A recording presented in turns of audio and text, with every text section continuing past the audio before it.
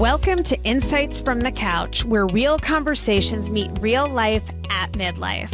We're Colette and Laura, two therapists and best friends, walking through the journey right alongside you.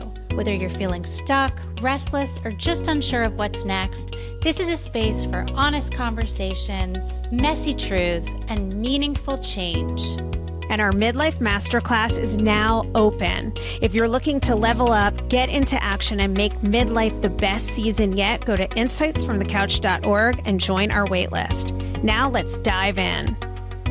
All right, welcome back to Insights from the Couch, everyone. You're going to love what we're talking about today, or at least I love it. I sound ridiculously gleeful in light of the topic. Mothers gone wrong. We are going to be talking about the psychology of some of your favorite true crime cases with mothers who have just gone so deviant, so dark, murderous. Of course, the most famous of late is Unknown Number and Kendra LeCrary. I mean, I think that keeps people up at night. So we're going to dive into that one first, then maybe a little Casey Anthony, even though that's older, a little Lindsay Clancy, and we want to talk about Ruby Franke. Is it Frank or Frankie?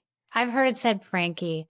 Okay. You know, I got to tell you, as I'm going into some of these cases, and I'm a therapist, so I should be like very well versed with like psychopathology, but there's a piece here with some of these cases where I'm just like, you got to be kidding me. Like really? Is it like, how dark does it go?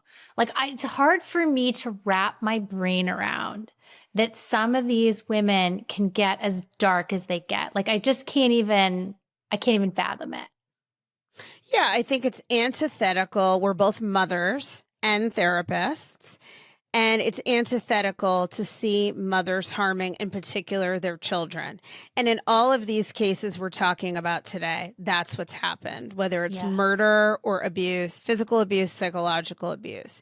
And I think the reason this Unknown Number that some of you guys may have seen on Netflix, and if you haven't, go watch, but spoiler alert, pause now and come back, because I can't hold it in. By the way, you, Laura, spoiled the punchline for me, that the whole time it was the mother who was harassing her. I'm sorry. You know what? I'm sort of like that. I always read the end of the book before I read the book. But I know, I just can't. Like, I can't with the anxiety of like not knowing. But I watched that knowing it was her too. So I guess I just thought like everybody knew. No. Because I think that was a big reveal, especially since she participated. So just to recap quickly, even though if you're listening right now, you probably saw the episode. This woman, small town in, I think, Michigan. Yes. And one of those towns that revolves around the school and the kids sports. There's not much else to do. One stoplight town. All the families know each other. And these two 7th, 8th-ish grade kids, adorable kids. Lauren, I forget the boyfriend's name. Do you remember? I can't remember. Okay. But he's not that important. All-American kid. Yes. Two little cute blondies, and they are dating. Their mothers become friends. Their families hang out together. And all of a sudden, Lauren and the boyfriend start getting really harassing texts that range from sexual innuendo to downright explicit sexual material. They're probably about 12 or 13 at the time. And then the texts turn into kill yourself, slut, whore. I mean, it's really... Nobody likes you. Just kill yourself. Right. Yeah. And he doesn't want you. Like, exactly. Just dark. And the texts happen all day, every day. At first, of course, they think it's other kids doing this. This goes on, and I'm really summarizing here because in the episode, they keep you in suspense of who this could be. And Lauren's mother is participating in the documentary. She's doing interviews about how this was so hard and they were all so stressed. Well, this goes on for 20 months to the point where some days there are 40 texts. The kids finally break up because they can't handle the pressure. The boyfriend starts dating a new girl. She gets harassed. And then Lauren continues to get harassed even after they're broken up. And some days it's all day telling her 8 to hours kill herself. a day. Yeah. Yeah. And they don't want to get new phones because they shouldn't have to get new phones. Well, come to find toward the end of the episode that the police finally, way too late in my opinion, trace the VPN. I sound like I know what I'm talking about technologically, but I don't. And they figure out it's like the 70s movie, like the call. Dun, dun, dun. Right, the call is coming from inside the house. Right? When a stranger calls. Yeah. So it is the mother who has been harassing her daughter. So first of all, and this other boy and this other girl. So these are sexual crimes perpetrated on minors. It's like pedophilia because you're not allowed to do that to a child. Not that anyone would want to. And you are literally like this girl, her daughter could have killed herself, could have harmed herself. Yep. And then the like fallout reaction to this from the mom is like, you know, she gets confronted in her home by the police officers, which I felt like, oh, can you imagine being the cop that has to go in and like level that charge? Wasn't it such a strange scene though, the way she reacted? Well, you could see that she was like trying to both confirm and deny the charges all at once and like, you know, just couldn't quite absorb the impact. And then as it's all coming out, her daughter's there and her daughter is so sullen and like withdrawn. And like, you can tell that whatever. Kind of blank. She's kind of blank. Yeah. Very blank. And the mother is like grabbing a hold of her and like touching her and trying to protect her from this information. And the daughter really like, you get this sense like, did she know on some level? Is she in shock on some level? Oh, I don't get the sense that she knew at all. No, but she didn't seem like she was falling off her chair. But I think it can be like a total freeze state, obviously. Yeah. Trauma, I mean, I did read though, to your point, I did read later that at times, certain people, including maybe the daughter, were like, could this be my mom? And then they were like, no, we get a little bit of history from a couple people in Kendra's life that she was always very attention seeking, but that she mostly seemed like a happy-go-lucky, good friend, mother, very involved mother. But it's also revealed that she has a history of pathological lying. She was fascinated by that. Yes. I'm fascinated by that. Like, did you catch the one like reference where she's like reffing a game and the parents are like, where did the mat go? We don't know where the mat went. There was a mat here and she knew the whole time. Yeah. And like, they're like, we can pull up the footage. And then and only then does she cop to knowing where it went.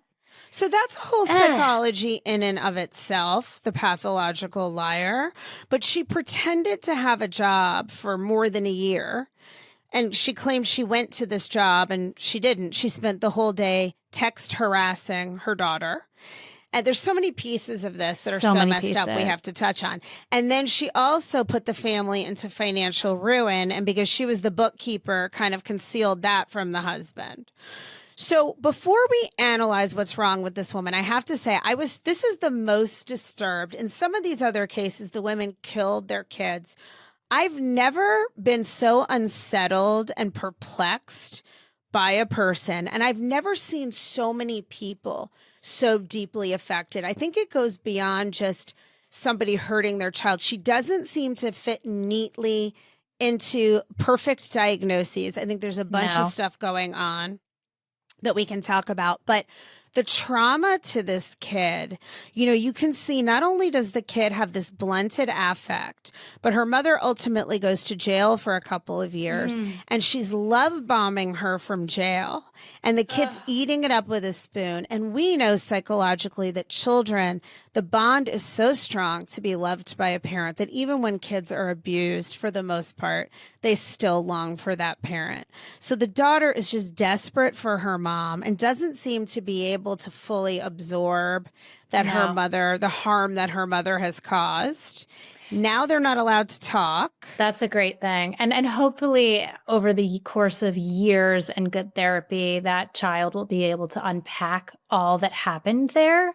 I think that's something that's going to happen in phases as that child has her own children, perhaps, and it hits her in a different way. But one of the things I was reflecting on is that, and like you said, there's so many parts to this woman, but it felt like she was using her daughter and this situation almost like a two-sided supply. Like the relationship with her daughter and the fact that her daughter was in distress was like this Munchausen situation where it's like, oh, you're suffering. We're in this together. I'm your cheerleader and your support system. So she was getting attention from the community for like, oh, your poor family, your poor kids. So like a Munchausen by proxy tech version, as the cop said. But I don't think that's it. And the other side is like this obsessive, like, and you wonder, like, does the financial situation leave her vulnerable and empty to like pursue something like this? Or does the obsession that she gets involved with, because remember, she's doing this like 8 hours a day, make her vulnerable to having her life fall apart financially? I just don't know, chicken or egg, exactly what happened. I agree. It's hard to know. Yeah. But maybe a little bit of both, just kind of feeding each other. I think a big part, so the Munchausen by proxy tech edition makes sense to explain the attention seeking. I feel like there's got to be some kind of like sociopathy, missing limbic system, fundamental lack of empathy. I also think a part that was not given, I went into a deep dive like I almost always do after my true crime, because you guys, some of you listeners know I am obsessed with true crime. I am the middle-aged cliche, my murder shows. Yes, like they punk on SNL. I love it. I can't get enough of it. I literally fell asleep to Dateline, which I'm sure isn't mentally healthy, but I love it. So this one, I went on such a deep dive. I scoured the internet for every article because I just felt like there was a lot missing. And there were some articles that gave a lot more information about the mother and the relationship with the daughter's boyfriend. And his mother said, because these two mothers were friends, that she often felt a sexual vibe toward the boyfriend, who would have been 13 at the time. So I think some of the psychology of this mom is the underdeveloped, the same kind of woman who's a teacher and ends up having an affair with her student. I think the mother was competitive with the daughter. The daughter's very, very pretty. I'm not blaming it on that alone, but I think she wanted the attention of this boyfriend. She had a crush on him. And I would even go so far as to say, and of course, this is just a hypothesis, that that's what started it, was like a little way to try to needle them and mess up. And then, like you said, she started to get all this attention from what the scandal generated. So then it's like I'm perpetuating this and sort of trying to like get that boyfriend to pay it. Like she would show up at his games when the daughter wasn't there. In these articles I read, the boy's mother said she found the behavior disturbing at times and didn't know what to make of it. Yeah, so there's she became something like in a there. whole puppet master, like to this entire situation. She's got everybody on like Tinder hooks. She's got the whole administration and the principal and the parents and the kid. She's going after the kids intentionally. She's setting them up in these text messages. And I think she's getting high on the control. Yes. The puppet master aspect, right? Like I'm in control and nobody knows. It's a massive jolt of dopamine to perpetrate this scheme. Yes. Just like a Ponzi scheme, like a Bernie Madoff, where you're like, there's a thrill for some of those people. Some people just get into the Ponzi scheme because they think they're going to pay it back and then they never can. But some people really love getting away with it. You wonder how much she had really lost touch with reality. Like how much she was really in control of this thing and how much was just like a massive fantasy world in her own head. Like Escape. I think she really lost the thread. And obviously one part for me that was so telling, and I've told you this, is when the cops come and they are trying to confiscate her devices. And she gives them the iPad and she gives them her phone. Yeah. And it's the husband who has to say she has another phone. Yeah, she's still lying. Yeah. And they're like, where is it? We'll toss this whole damn house. And she's like, it's on the side of the house. She is protecting it like an addiction. Yeah. All the way to the end. Yeah. And she lies out the yin yang. I thought one of the most telling details was the way she reacted in the documentary after it's been revealed. First of all, she's very underdeveloped, very childlike, like almost like a 6-year-old at times. Yes. Giggling and tee-hee-hee. And I read somewhere that the producer of the documentary said, oh, you know, Kendra, seemed to really have fun doing it. It does seem like she's enjoying the attention. And then when she makes, to me, this was the moment that I was like, whoa. She's like, you know, people don't really know my whole story, so it's easy to judge me. But like, I bet if you're honest, you've broken the law too. I mean, people drive drunk and they just don't get caught. Like, dude, you almost like drove your daughter. And oranges. Right. She's not in the same zip code. She can't own the behavior. And then they also say, did you ever worry? They're so kid glove with her. I wanted to reach through the screen and like grab her by the neck and choke her. I think a lot of people felt like the Netflix special was so like coddling of her and leading. And just so, I mean, I think she was fully undercharged in this case. She got off like scot-free, in my opinion. I agree. I think she should be in jail forever. I don't think she should ever be near another human. She's such a damaging person. But when they said to her, the documentary, the interviewer said, you know, did you ever worry? Because exactly, they're soft pedaling like there's no tomorrow. Did you ever worry that like your daughter might harm herself in some way when you're telling her that she's like a whore and to like deep throat her boyfriends? Like, I mean, it's nasty, explicit language nasty stuff, that you just wouldn't say to anyone, much less your own 13, 14-year-old child. And she's like, no, you know, I think if I know Lauren and I know like how strong she is, maybe if I didn't think she was so tough, and she doesn't use that language, but it's basically like, I knew she wouldn't hurt herself. So I would actually have a mental breakdown if I was getting 2 years of like systemic abuse and you like think she's fine.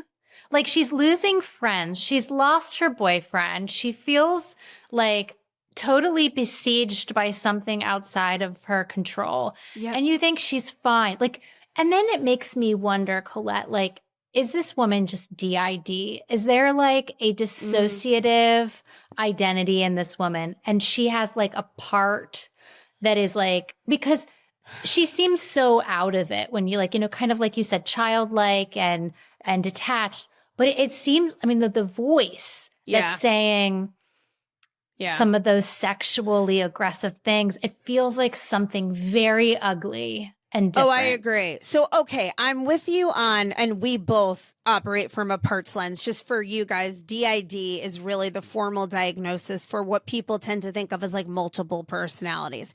But a big marker, and people, let's just say, with a DID diagnosis are not out there harming people. That's not like the way this looks. It just could explain if somebody has one part that does certain things and another part that acts very differently. Sometimes with a diagnosis of a dissociative identity disorder, there isn't really the ability to know the difference between the parts. Like they don't retain the information.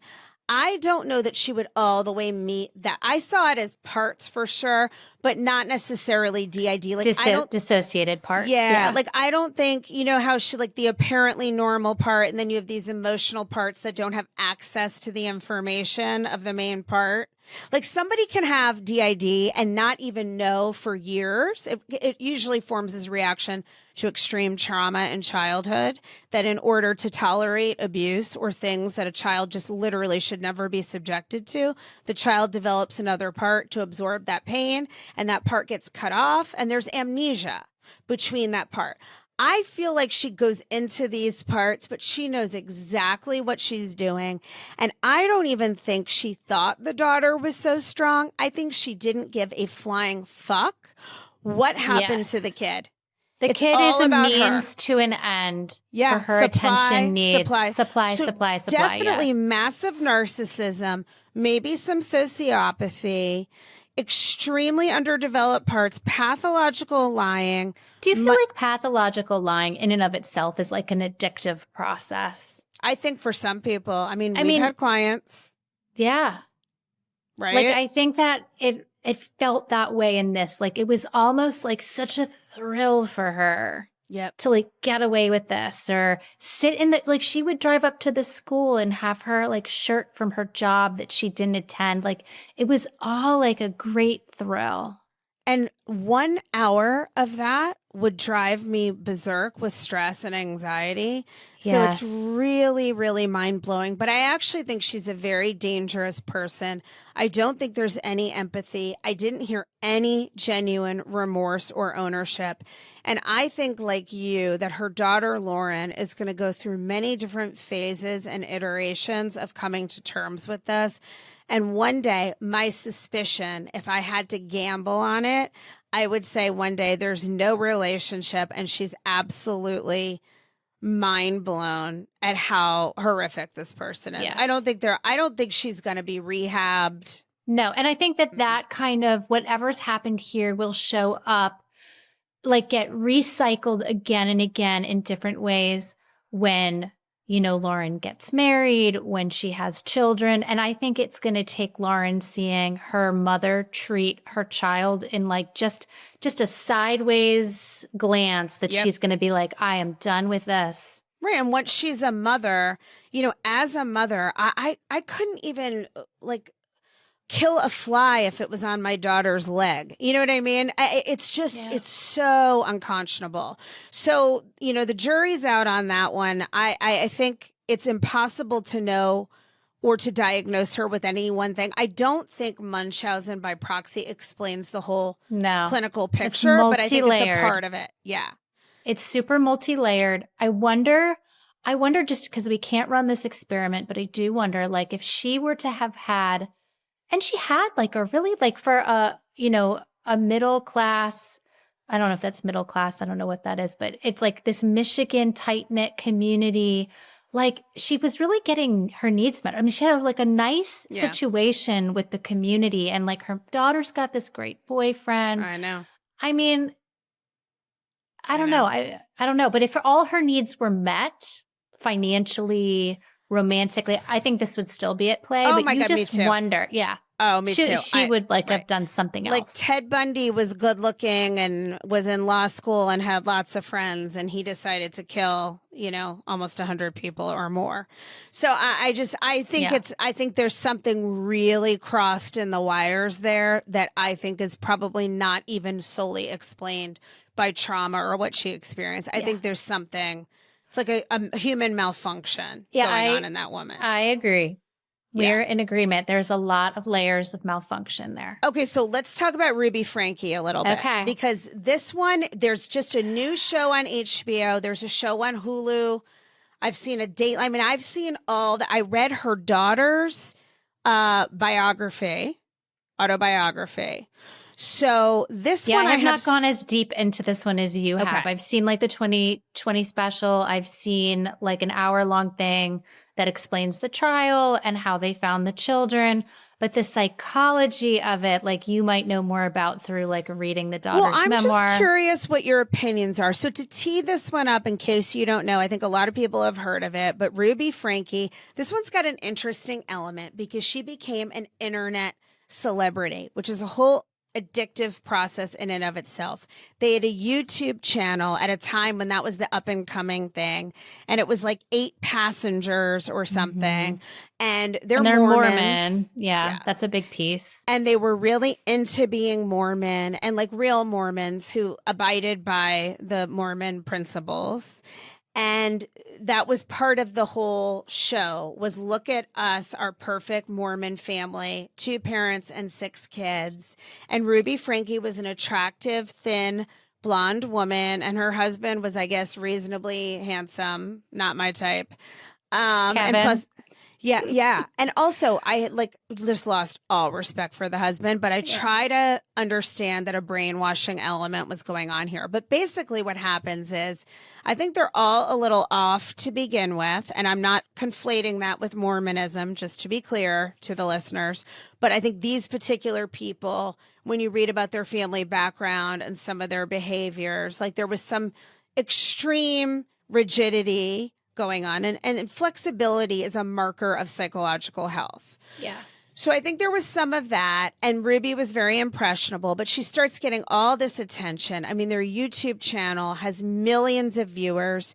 They don't really have to work anymore. They're making tons of money off of sponsorships through this show. And before you know it, every moment of their life is content. And these children are being exploited in the sense that they don't have any interactive, autonomy. genuine, right. Yeah. And they don't have any moments that are just pure. They're always on camera. And it's like, oh no, let's do that again for the video. And she's like, recorded saying things like, can you just fake it? Like the kid's like, I'm not in the mid. Can you just fake it? And she gets very sharp with them and very directive. And like in this 8-passenger situation, there's a lot of people who are watching who are saying that abuse is happening right there on the camera. Eventually. Yes. And one of the big turning points is when she kind of jokingly with her son refers to the fact that one of his punishments was to sleep on this beanbag, and he's been on the beanbag for 7 months. Yeah, 7 or 8 months. So and he just jokes. I mean, like he just jokes with her like it's like, of course you would be sleeping on your beanbag for 7 months. Right. Like I did something wrong. So at first the people like think they're such a cute family and love them. And then people start to push back like, hey, some of this doesn't seem healthy. At some point she gets involved with this woman. And this part makes me cringe because she's a therapist. This Jodi makes me Hildebrandt. cringe so hard. It makes me hate our job. And like, just, and she like becomes what, a mind cleansing coach or mental fitness coach. Like she's the last person in the world. Well, it's a classic cult leader. Definitely a sociopath, right? Yeah. I mean, totally. And she just does these groups and these marriage encounters, and she basically takes control of people's lives. She starts to brainwash them, and she starts to prescribe extreme interventions for all the people who go to her programs. Like, your husband has to move out. He can't see the kids. This is how you're going to discipline the kids. And it's not just the Franke family. It's all these people who are following her in one of the shows. I don't know if it's the one you saw, but they interview other people where the husband's been hurt by her. Yes, I was kicked out of my house for 9 months. Like my wife or couldn't find other therapists. Like she's blackballed people in the community or labeled people as like sexual predators. Yeah, she did. Yeah, to an extreme. So it's not just Ruby, but she and Ruby become sexually involved. The husband, is that true? Because like I didn't get that clearly. Definitely true. They were sleeping in the same bed. I mean, I can't say that I like witnessed video of cunnilingus, but the implication is strongly they were definitely in the same bed. And then Ruby starts appearing in Jodi's videos as like her little therapy sidekick running the programs. It's all got this very sick, cultish, multi-level marketing thing. Like, now you're this coach and now you have to go find new coaches and ruin their marriages. And before you know it, the husband's out of the house, Jodi's in Ruby's bed, and the parenting has gone from strict and inappropriate to downright abuse. Diabolical, physical abuse and starvation. Can I ask, is it your opinion that Ruby Franke is your run-of-the-mill kind of like attention-seeking narcissist, beef-flavored woman who just wants to like be look at my perfect life, and that Jodi Hildebrandt is really like the sociopath, diabolical? That's exactly what I would say. Of the whole thing. Yeah, and not to absolve Ruby of guilt, but I think she was more impressionable, mentally weak, narcissistic, and I think she became she just was sort of a lost soul who was really the perfect supply for somebody as malignant as Jodi Hildebrandt. I just don't know. This is where I just go, what? Like, what? How does, I guess they're like a frog in boiling water, but how do you like watch? Because they found that one daughter like head shaved, sitting in a room by herself for months, having not eaten. I just don't know what kind of like fog you have to be in to go, yeah, let's do more of this. Yeah. Well, it became that Jodi had control of her. So whatever Jodi said went. And, it's also possible right now Ruby is saying, as part of her reduced sentence, or I don't even know exactly what she got, but she's acting remorseful. I lost my way. I was wrong. I'm going to repent. I can't believe I allowed myself to get so brainwashed. I don't know that I really totally buy it. I think she's saying whatever is like expeditious for her, but I do think she got brainwashed. Some of the abuse of the kids was so bad I couldn't even watch the parts of the show. It was just too upsetting. And the one scene where the little boy manages to escape and go to a neighbor and he's emaciated. And in one of the shows, they said that the kids probably wouldn't have lived another couple of weeks. That is so heartbreaking. And like, it's just bizarre because you see like this enormous house they live in.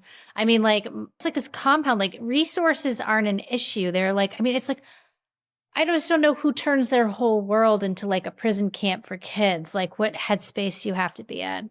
And the father, okay, supposedly he was cut out. He didn't realize how much abuse was going on, but he allowed himself to just be no agency. I mean, that's another one I really wanted to punch. I mean, I know here I am saying I want to strangle someone and punch someone.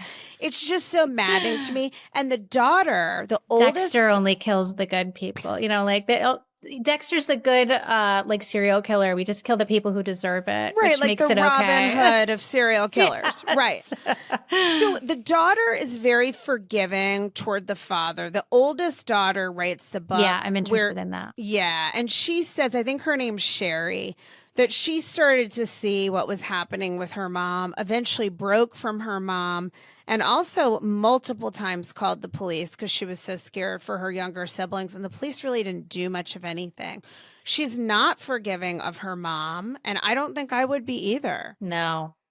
I mean, it's really, and she basically talks about in her autobiography or memoir, I don't know what she would call it exactly, that, you know, her mom is a narcissist and that they really just existed to orbit around the mother's needs for attention. Right. You know, and I know we're going to talk about is it Lindsay Clancy? I hate to say that, like, it's these women that we've talked about first, the unknown caller and Ruby Franke and Jodi Hildebrandt, that I find more abhorrent. And I know that, like, this woman killed her kids, which, like, that's awful. But, like, postpartum psychosis is real. I know. It's like it's a mental condition. I've seen people kill themselves. Yeah. In this state who you would never think would kill themselves. So that to me is actually more explainable than like these sort of malignant, low-grade narcissist, well, not even low-grade, but narcissistic women that like just infect their whole families. Yeah. I have no patience. Yeah, it's hard to understand. And I don't think we ever will understand. And I don't think it's easily diagnosable. It's just this really pathological stew of a chip is missing. Fundamental chip is missing. Now, the Lindsay Clancy thing, just really brief, and some of you guys might not even know about this one. This happened, a year or two ago, maybe? Mm-hmm. A year ago. So she's in Boston. She was a labor and delivery nurse of all things, happily married, 3 kids. I think the youngest one was 8 months, 9 months, maybe a 2-year-old, a 4-year-old, something like that. They were very little, all of them. She had postpartum. She had been diagnosed with postpartum depression, PPD, and she was on medications. Her husband ran out to get some medication, but supposedly she sent him out, which some people are saying is premeditation. And then she, I don't want to really upset everyone, but she strangled the 3 kids with exercise bands in the basement. And then she jumped out of the 2nd-story window of the home, and she's now paralyzed. And I don't know what the sentencing is. What's interesting, we know that PPD, so first of all, not everyone who has PPD, and there's PPD like an anxious variety that I believe I had after Charlotte was born, that doesn't manifest in the depression. Also, a lot of people, like not everybody has the psychosis component. That's a different thing. Yeah. But when people have the psychosis, like Andrea Yates, who drowned all of her kids in the bathtub 20 years ago, that was one of the most famous, I think, first big cases of notoriety. Mm-hmm. there are voices telling the psychosis is that they're not in touch with reality. And there are voices saying, kill your kids. This would be better. There's all kinds of narrative that they're struggling with. Yeah. And I think it's really hard to understand because, again, you just feel like, how would you ever hurt your kids? But psychosis, the very nature of it is that you're not in touch with reality. And her husband has stood by her, which is fascinating. Because, like, I mean, and I just, the reason I have maybe, and I have obviously I don't endorse killing your kids, and I don't ever want to make that, I don't want to make that unclear. But I've worked with women who have been in the bowels of postpartum depression, and it's really, really rough. And it's really distorting on who they think they are and the way they care for their kids and the way they care for themselves. And I've been a part of cases where, like, women have killed themselves in bouts of postpartum psychosis. And so it's like, this thing is real. And I don't think we're as careful with women sometimes as we need to be in these hormonal fluctuations and how at risk some women are. Yeah. Like, particularly when you've had a really bad postpartum depression and, you give birth again and, like, nobody's watching those women or nobody's thinking, oh, they'll be fine. They kind of got through it the last time. Yeah. No, it's like, if you struggle with this, if you've ever struggled with this, you should be watched really carefully, and the sad thing is she was watched carefully and she was medicated. And I've seen some of the defense strategy is blaming the medications, that she wasn't treated properly, that what happened was a function of being on too many or the wrong meds. Of course, people are so not informed and they want to just quickly glom on and blame. People blame the husband. Why would you go out if you don't knew your know wife? What you don't know. Right. I mean, nobody thinks that you're like, no matter how bad things are, that your wife is going to kill your 3 kids with an exercise band. I don't have the imagination for that. Right. And I think what will be interesting to see, I'm going to look really fast. Did she get her sentence yet? I don't know. Yeah, I can't remember. The trial date is set for December of this year. So it's going to be interesting to see what happens. I agree. We have the mental health perspective to know that this is real. This does happen where people are hijacked. This is a completely different thing. Their brain chemistry goes awry due to major hormonal shifts. And something happens where they're not in touch with reality anymore. I mean, the husband has said she loved her kids. This is not her. She would not harm her kids. Something came over her. I just don't know if my spouse killed my kids, even if I could I don't know that I could ever look at that person again. No, I think something fundamental is broken in that moment. There. Yeah. All right. So before we wrap up, let's just quick touch on Casey Anthony because, we're in Orlando. This was the biggest case here. I went to the trial multiple days because I was working at the courthouse at the time with Harbor House Domestic Violence Shelter. Went on opening argument day. And, Casey still stirs up some news down in South Florida for dating married guys, getting into bar brawls. I have a particular opinion. Doesn't mean I know anything. It's just my opinion. I'm curious what your opinion is on her. Do you think she did it? Do you think it was premeditated? And what would you diagnose her? And when we say did it, if anyone doesn't know this case, her daughter, Kaylee, was murdered. Yeah. It's funny. I don't have the same fascination in these cases that you do. And when this happened, my son was the same age as Kaylee. And it really bothered me to watch. I had to kind of soften my gaze on this one. But I do think she did it. And I do think it was premeditated. I think there was evidence that she was looking things up about how to dispose of bodies and chloroform use and all kinds of things to at the very least put her daughter down so she could go out and party. I think that's the thing. Some people think she just wanted to knock her out so she could go out. I think it was premeditated too. I think she set about to kill her.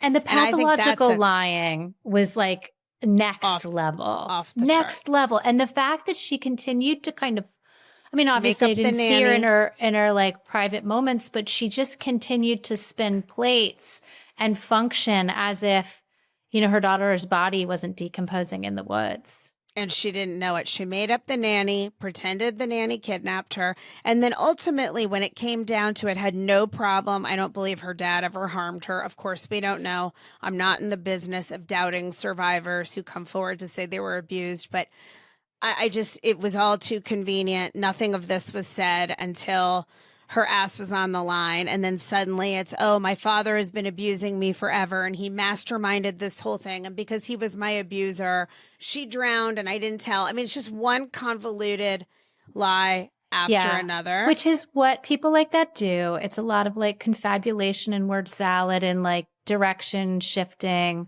like blame shifting. So she fits all of that. And I feel like the parents of her were really like maligned by our community. I feel like they were treated so poorly. And it was like people with pitchforks outside their house. Yeah, and these poor people, they didn't know what was happening. They don't know what their daughter is.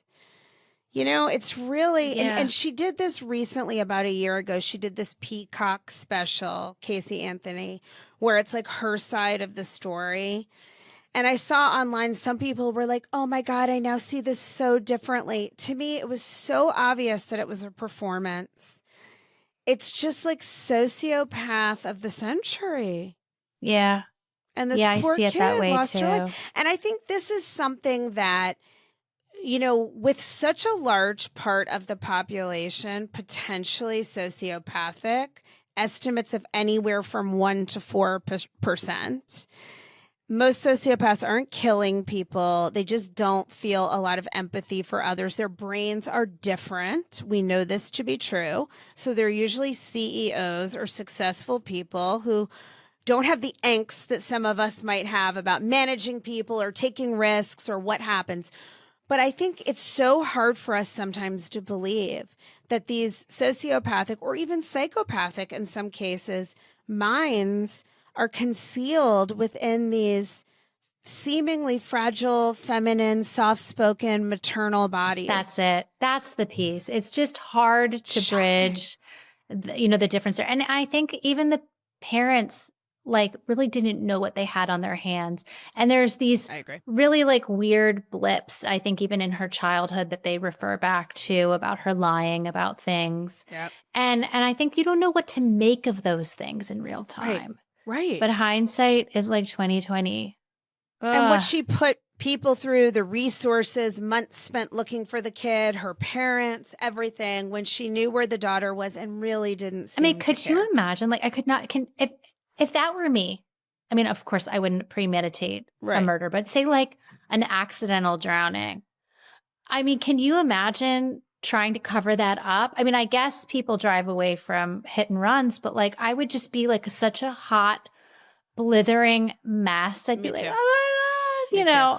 But there are those people who don't reach the sociopathic level or the kind of stuff we're talking about who do lie and they compartmentalize so effectively. They just shut it off. They've come to believe their own lie. That becomes the reality. And somehow, they just really dig in. But I couldn't do it either. If I, God forbid, ever did anything, I'd like run to the police station blubbering. I did it. Yeah. I wouldn't even be, my face shows everything. Like I would be so anxious and guilt-ridden. You wouldn't be able to like go to a party? No. I mean, wasn't she at like a 4th of July party? Partying, like in a dancing. Cute outfit? Yeah. Yeah. She got some tattoo about like La Dolce Vita or something. I can't remember exactly what it was.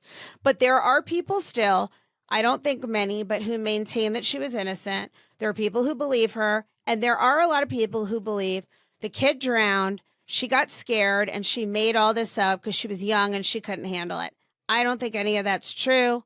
Maybe we'll never know.